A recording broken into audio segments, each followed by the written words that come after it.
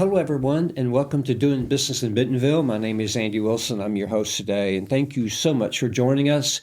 Before we get started in our podcast this morning, I want to tell you how much we appreciate your feedback and your reviewing and sharing and all the great things you're doing. Because of you, we continue to grow. We're now viewed in over 90 countries. We're up to 2,000 plus views a day. So thank you so much. We couldn't do this without you, and it means so much to us here at Doing Business in Bentonville that you're supporting us. So thank you for that. My guest today is Deanah Baker. Deanah, welcome. Thank you so much. Okay, listen, this is I'm just saying, I have been trying to get Deanah Baker for a year. She finally is back, and we're going to make some announcements about her. I mean, she's back big time at Doing Business in Bentonville. I can't be happier. I'm telling you, I'm so happy. Thank you. I love your cheerleader number one. Thank you.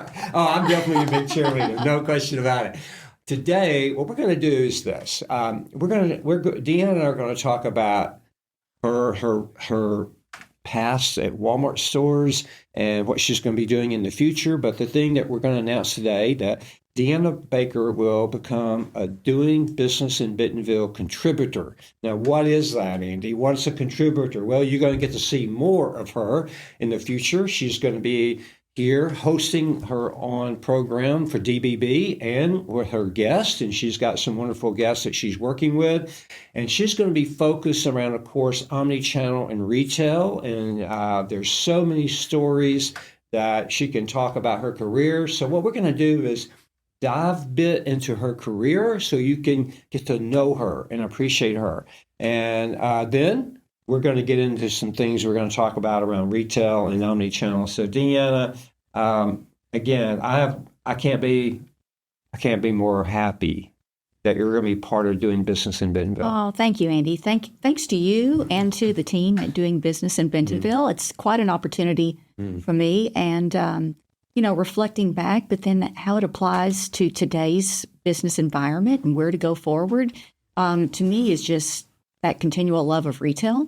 And so I am fortunate to get to still share that. You do. So I'm really happy with the opportunity. Good.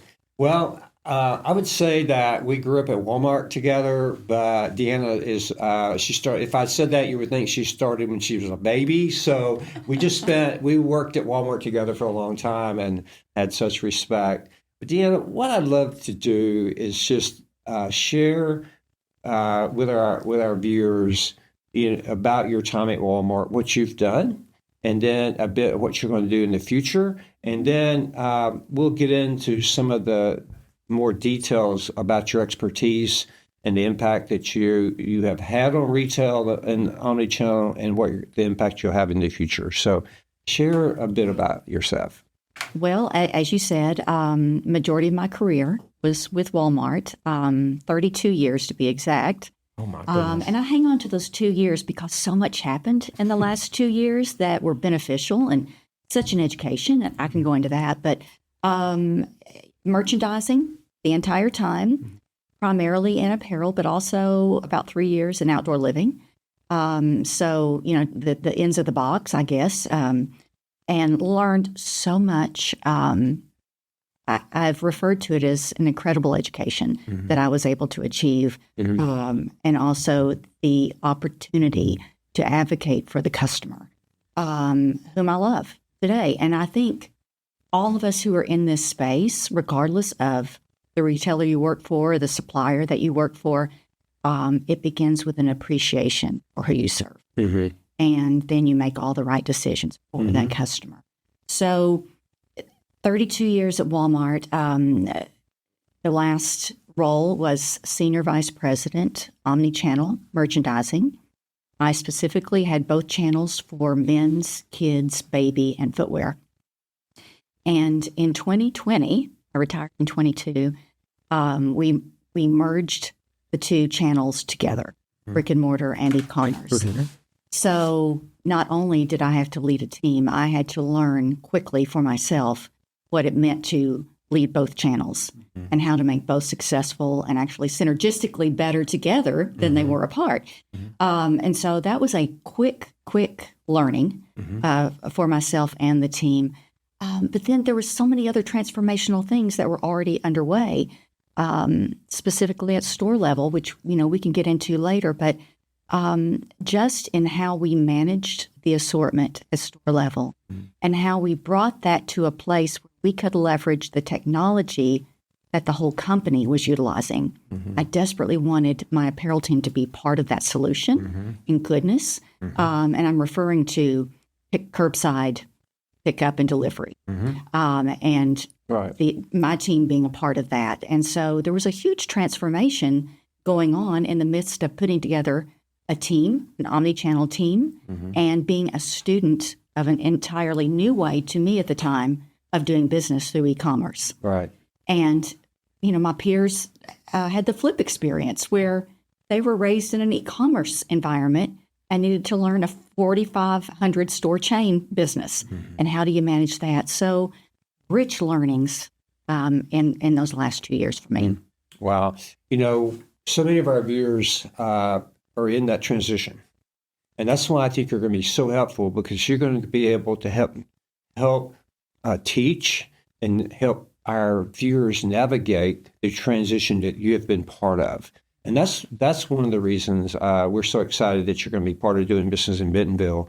And from going from brick and mortar to e-commerce, it's huge.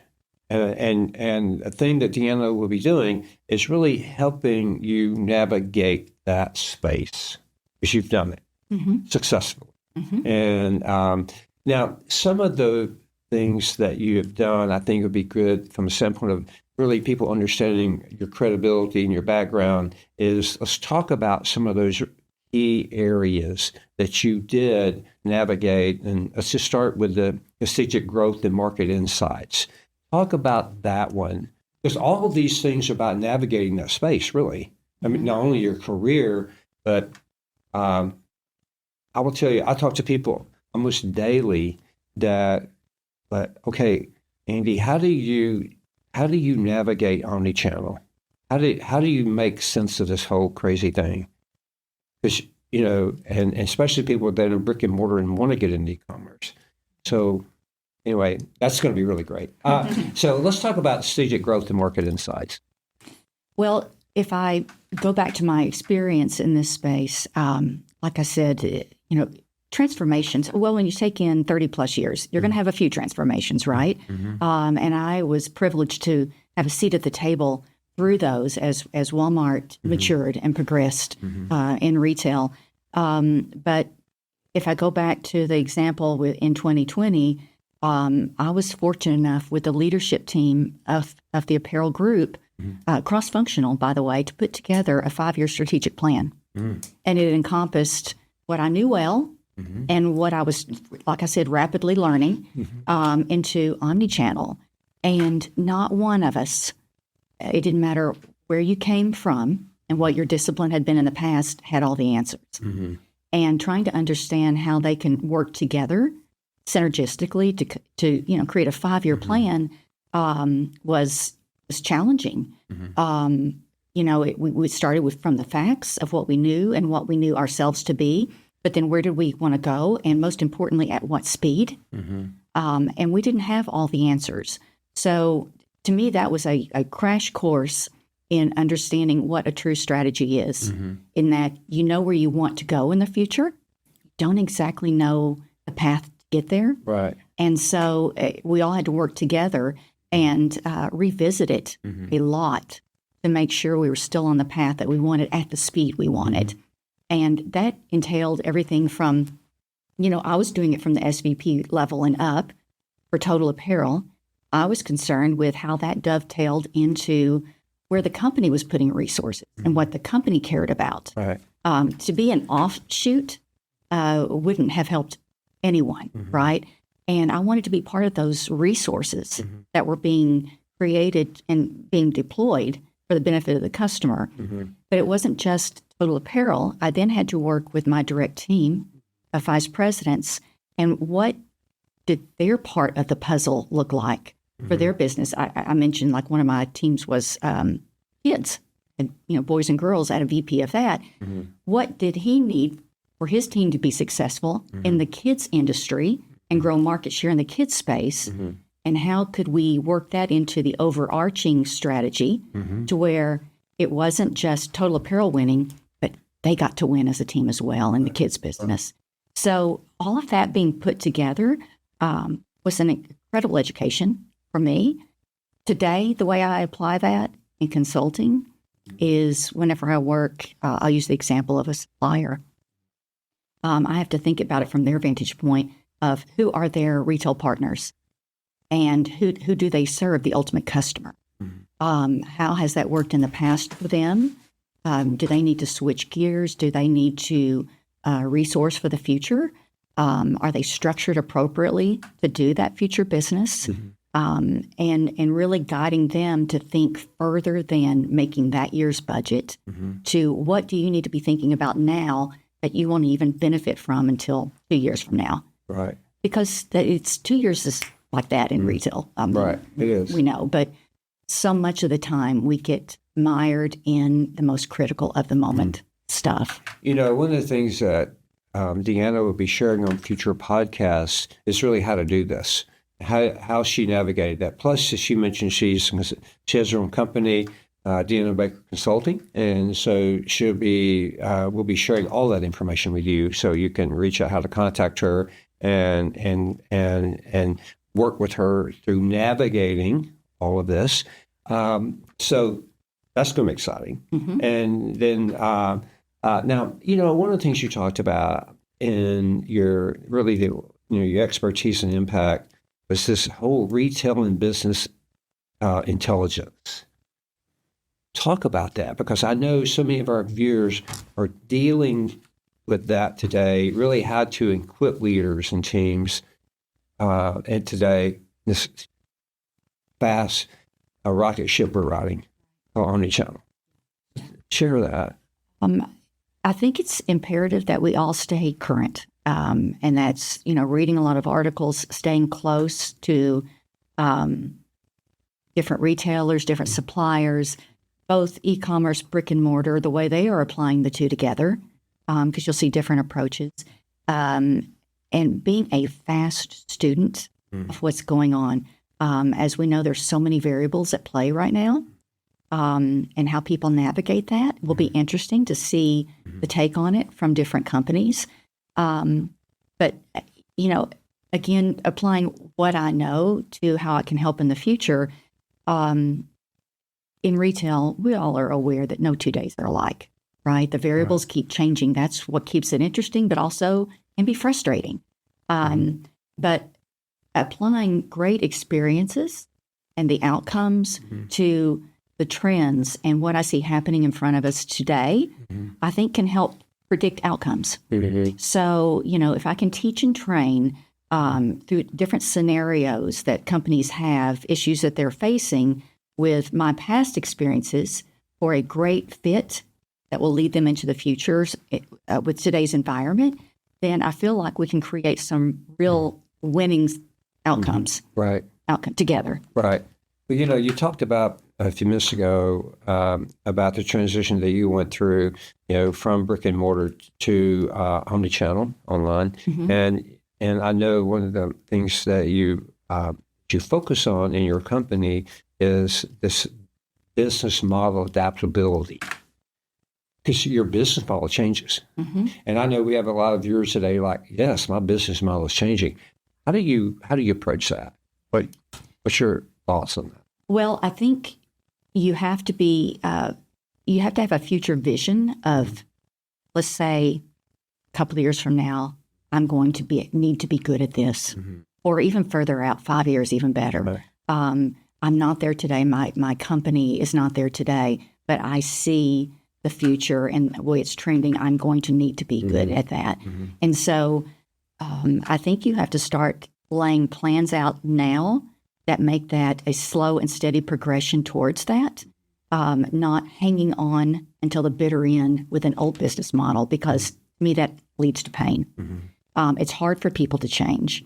And the longer you procrastinate, the harder that change is going to be, and it's going to be under duress.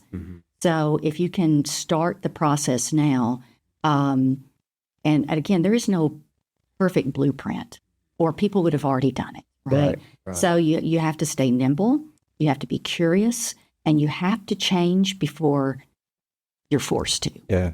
And so to me, that's really what the business model adaptability is. Right. And let's just say you get into year 3 of the 5-year example, and what if the goal has changed? Yeah. Well, are you better for have at least progressed in that direction? I would argue every time, absolutely. Mm-hmm. Absolutely. Right. Well, I mean, your 5-year business plan, it's like you mentioned earlier, it's continually changing. Mm-hmm. And at Walmart, we were taught by Mr. Sam, the most consistent thing at Walmart is change.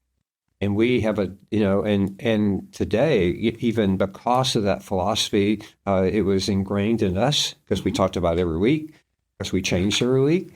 That's how we run our lives almost now. Yeah. Because we're so, you mentioned nimble.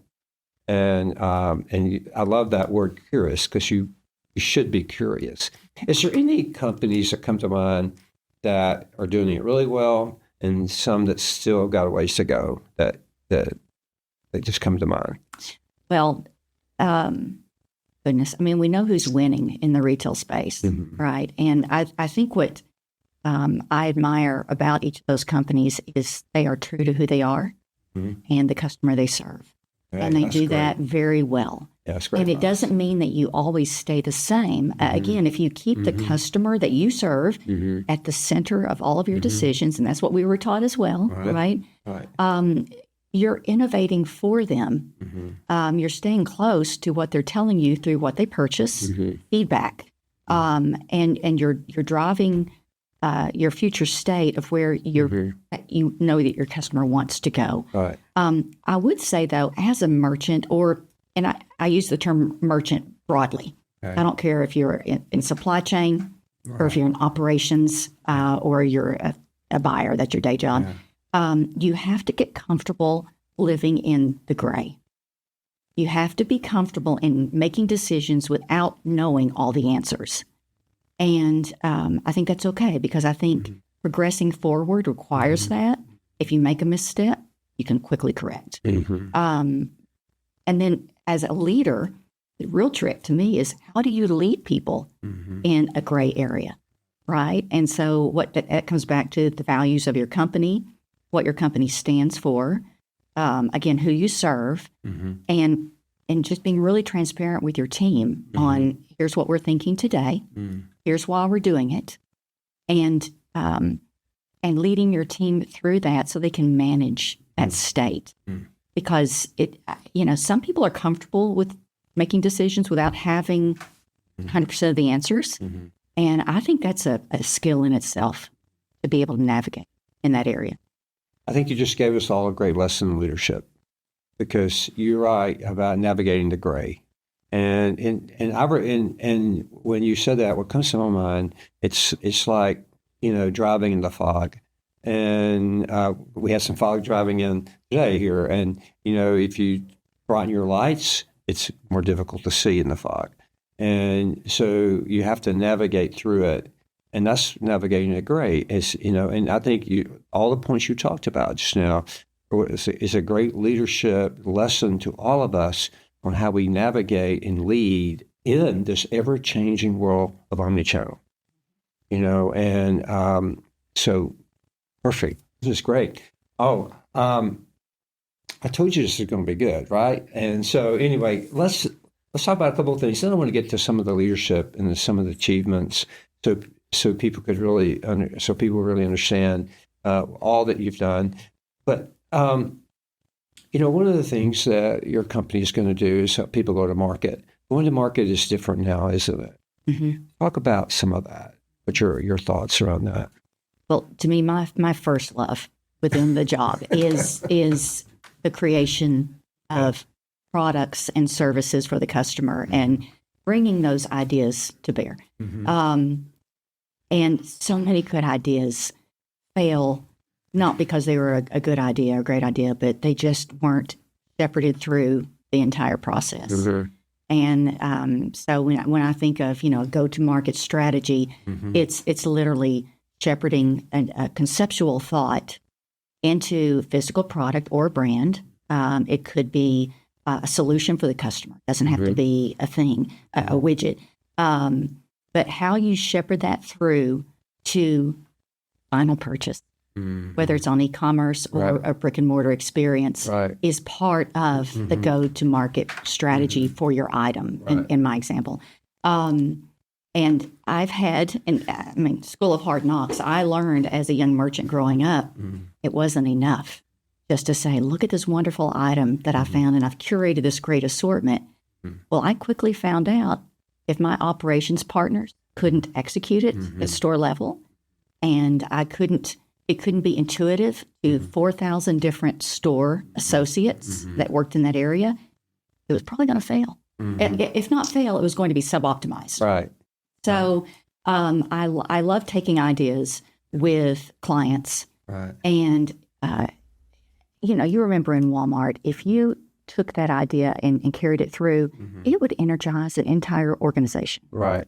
It was the lifeblood of our sales growth. And so how you take those ideas and give them the care and concern they need is the difference between success and failure. Right. I remember, Deanna, it reminds me of you. At the time I was running a region of 100+ stores in the West, and we had what we call a Friday merchandise meeting. And that's where Deanna and many of the merchants would come in, and they would present items to the operating group and talk about the item.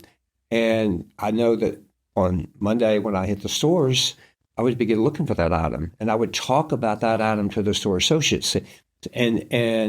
So what merchandising was doing was teaching operations how to be a merchant, how the product, and they would pass the product around or have it there on a rack. We could see it, touch it, but you all were developing operations. You developed merchants, and we all fell in love with merchandising.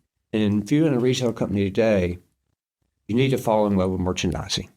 The item, understand it, see how it's displayed, let the experts teach you how that should be displayed in the store and the quality of the product, all of that. And we would walk the stores as operators, and we would go to that item that you showed us on a Friday, on a Monday, and we talk about it.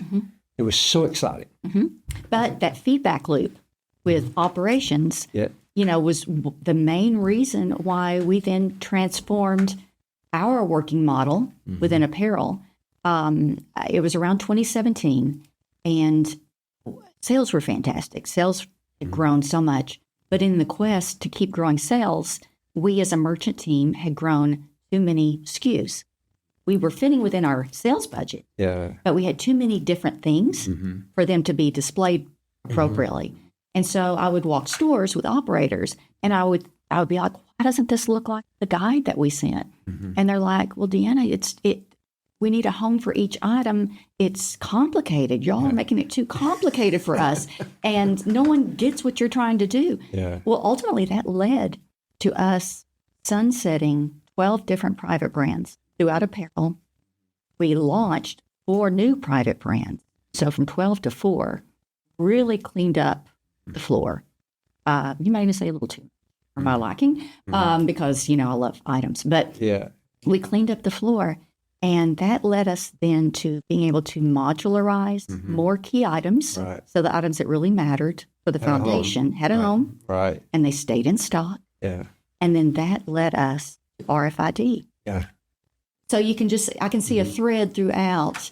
And again, you know where you're going strategically. You may not know exactly how you're going to get there, but when I review back on the history, that's the thread I see. Well, since we're there, talk more about RFID, because I think that's so important, especially in the apparel area that you're talking about. So share some more there. That's really good. Well, RFID, I had zero knowledge about. when I was like, what is that, and why are some retail competitors adopting it? The first early adopter that I was aware of was Lululemon, and then I started seeing some others. Target had had it, not on everything, but I'm like, okay, there must be some goodness here that I need to learn about. It turns out that our company had tested it years earlier, but it didn't really go anywhere. It was very expensive. It was clunky. There was lots of friction, but technology had progressed. And so I was fortunate enough to be given the go-ahead to study it with a cross-functional group of peers. And we, got the plane, went to Auburn University. They have a lab, RFID lab. They educated us. And we're like, wow, could this be the unlock so that we can be included in Walmart pickup and delivery? At the time, it was just curbside delivery. Would store associates feel confident enough knowing where product is on the floor to include the apparel team? And so we went through it, and the more I delved into it, the more I'm like starting to sweat it. Like, well, this is getting bigger than I even anticipated. It wasn't enough to have everything tagged RFID, which was already in negotiation with suppliers. It took a full year to run through the inventory and have everything tagged. We needed to create an internal process for store associates to be able to scan and take the measurements needed and to set and fulfill racks as they sold. So there was a whole system that needed to be created and tech-enabled to connect the Walmart systems to RFID. The day we turned it on, we were kind of forewarned of this from the Auburn University team. They said, on average, when this goes live, a retailer will see a 50% drop in inventory dollars per units, whichever measurement you're using. And we were like, oh, what, 50? I know ours is off. But the day it went live, our inventory dropped 30%. Wow. Which meant it was on paper, said it was there, but technically it wasn't.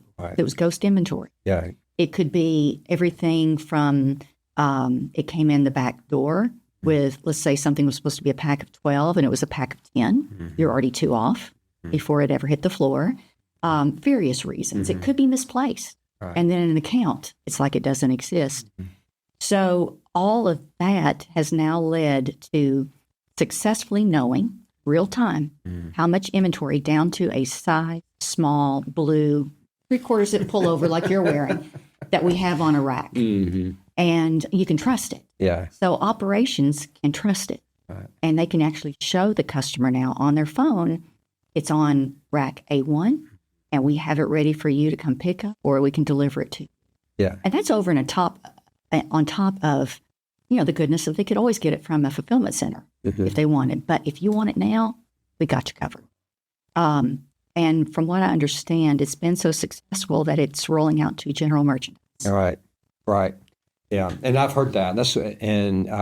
I've had some experts in before talking about it, and that's exactly where it's going. And they're looking forward to getting it done because of the success it's had in apparel. Wonderful. Okay, let's talk a bit about you for a moment, because I really want our guests to understand what you've done, and just tell them how much P&L management that you've had, and let's talk about that. Yeah, well, it's Fortune 1, so it's big. And more than it being like, roughly 25 billion was at the largest. That almost seems paralyzing to people when they hear the number. I think for all of us who worked in a large organization, you quickly realize that if you don't think a store at a time, you've kind of missed the mark. And it's that store at a time thought process that then, you roll up, and yes, there are very big decisions that you're making, but thinking small is where it begins. But yes, an awesome responsibility. An awesome responsibility of a large team of people that you're charged to develop and lead in the right direction. So I did, and I'm very proud of it. But it's not about the number as much as the accomplishments and the people that are there now, the people that came after me, and to be able to see, success continue. Right. Well, and you talked, about the multiple launches from private label to national brands that you have helped launch, and that's generated billions of dollars launching that, and that's no small task. No, there's a lot of coordination that happens in that. You know, I mentioned the 4 private brands that we launched in 2017, and you know, it was not just that. It was how do you manage the markdowns and the transition from the 12 you had to the 4 you're bringing in, and not miss a beat on your P&L, because you know what? No one cares. No, they want you to make your numbers, right? No. I mean, we all Yeah. want to make our numbers. In 2021, I was fortunate to be able to shepherd in Reebok, and that was across the box. Right. Justice, which is found in the girls department, U.S. Polo Association, and there were others. But that was, you know, with part of that strategy that we developed together for Omnichannel, bringing in more national brands. Right. And so that was so exciting. And that entailed working with the partners who had the brands, and making sure that the timing was right, the marketing was right. And it's a 360 marketing program at this point. That's what Omnichannel is, right? It's no longer just a sign on a rack. Right. And it's literally showing up at the same time on the website as the stores, in social media, and really bringing it to the full market. So really proud about that. And that continues on today. I see what the team is doing in the store. And so, you know, I love that. Other creative things that I got to be a part of, I was called the architect of Store of the Future, which, you know, it wasn't just me. All right, let's just be clear. It was a lot of people, but helping shepherd in the Store of the Future for the apparel floor. Right. With that new strategy, we wanted to invite more customers in than the loyal customer, which we absolutely love and want to continue serving, but we wanted to appeal to more customers. And so that meant bringing in the national brands and having those brands show up well in a different light than we had done before. It was about opening up space for the customers. So that meant removing racks from the floor. Remember, we still want to make our P&L, but I'm going to take some racks off the floor, which is a little bit of a nail biter. We wanted to entice the omni-channel approach through digital displays, through merchandising on mannequins to show different solutions for the customer. You know, to be able to tell them there's even more assortment on Walmart.com than you see here today. And so crafting that, but still making sure it worked for my operations partners, we could still stay in stock. You know, we could still manage the floor from the back room to the floor. Was really the art and the science coming together. And to me, I'm very proud of the team and what we're able to create. It's rolling out to every remodel. And so to me, yes, it will continue to change. You know, it won't be great forever. There'll be tweaks. Yeah. You know, they're going to respond to what the customer's telling them, and they'll keep it relevant to the customer. But to me, that was another transformative thing that needed to happen. And it was part of that overarching strategy. Wonderful. Okay. I know you love this because I'm having such a great time sitting here listening and learning. What I'm going to do is talk about a bit where you're going to go with this doing business in Bentonville. I know you have, so for our viewers, listeners, share some of your thoughts about the future podcast.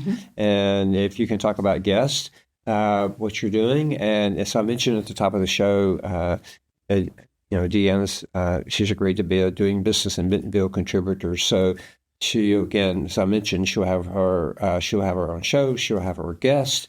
And, you know, you can share about that, but I just want to say this. After this, I just want to go to a Walmart store now, and I want to tour Apparel with you. I mean, that's exactly where I want to go. So maybe we could do that on a podcast someday. Absolutely. You know? I think that would be fun. And That would be so much fun. I love to have you teach us all we can do this. So let's work on that. I want to put that out there before I forget it. Well, let's not just do Walmart. Let's do other competitors. Oh, yes, too, because absolutely. Yeah, you find great ideas, in so many different places. Oh, you're right. Absolutely. And as you know, when we went out on Walmart store visits, we always had to go to the competitors, and we came back and talked about it. Because we just won't go there if you didn't. Anyway, talk about what you're thinking about the future. Well, I am so excited to be able to discuss the conversations that I've been having in my community, business colleagues and my friends. Of course, funny, if you spend 30 years in the industry, a lot of your friends are from the industry as well. And relevant topics that don't always make it to the front lines. I'm very excited to be able to delve into some of those. And I'm thrilled to say my first guest is a gentleman that I've known, I feel like forever, but Terry Truffles, who just retired recently from Interdeco. A stellar career in the supplier community, and a great partner. Actually, not good, great partner to Walmart through all the decades.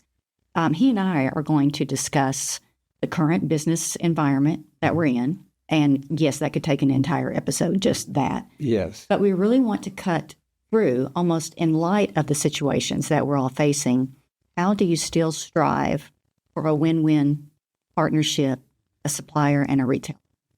And how truly, if you can focus on that through the noise, how it can be a competitive advantage to both. And really digging in for a deeper understanding from the opposite side of the desk, and truly how it can be a competitive advantage. Right. And he and I have some examples that I've worked directly with him on.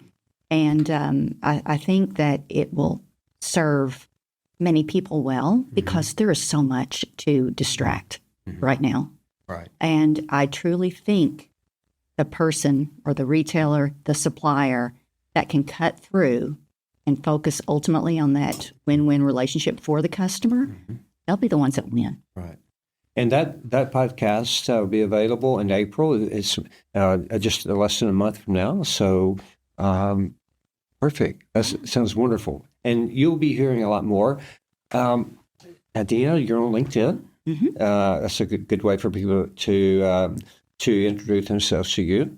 Also, on our website, doing business in Bentonville, you'll see a bio of Deanna. You'll see her email, her company logo, and also you can reach out to her.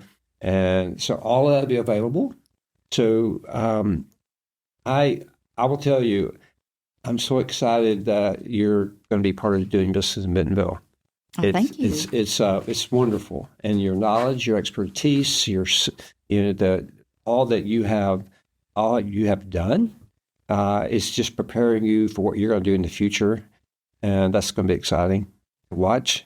And we're excited doing business in Bentonville. You share some of that with us.